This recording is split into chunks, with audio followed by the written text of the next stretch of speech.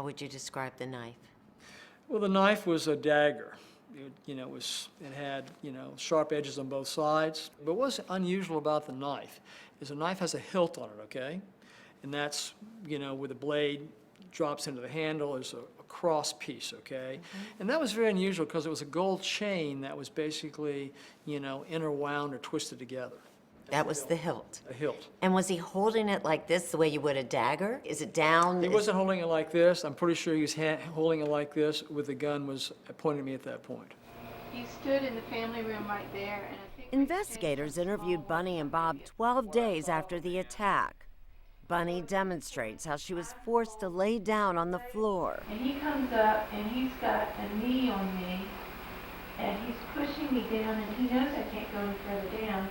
And he's got the knife and he's pricking the top of my skull. He had a real relationship with that dagger.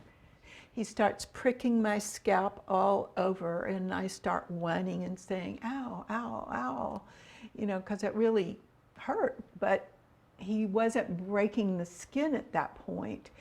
And then he started stabbing me. He was building. It was the anxiety was building, or whatever was wrong with him was building. Buddy, you said that he pushed your head down when he was tapping the He knife. was controlling the top of my head with pricking my scalp. And for the first time, his agitation was coming out through one of his weapons. And I knew he was controlling me with the knife. What do you make of the fact that the assailant was kind of pricking Bunny on the head before he stabbed her?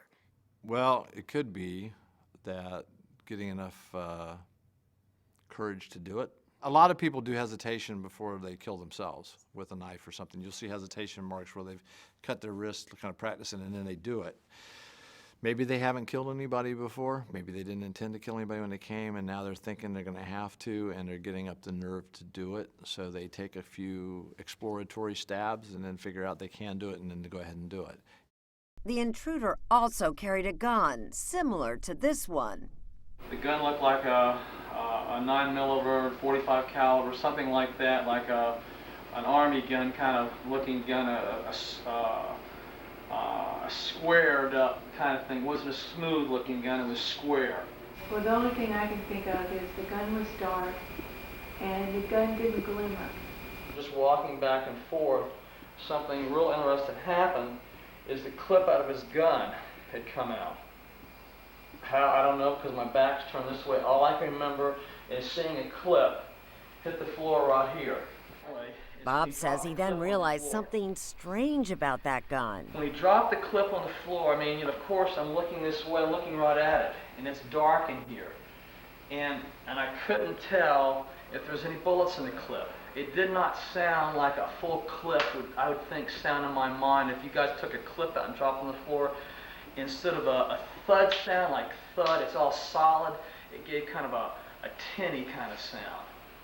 Like a hollow sound? Yeah, like a hollow tinny sound. It turned out not to be a lethal weapon at all. Investigators were able to identify it when a magazine was found at the scene. It's actually a prop made by Brixia. It fires blanks and is used in the theater and movies.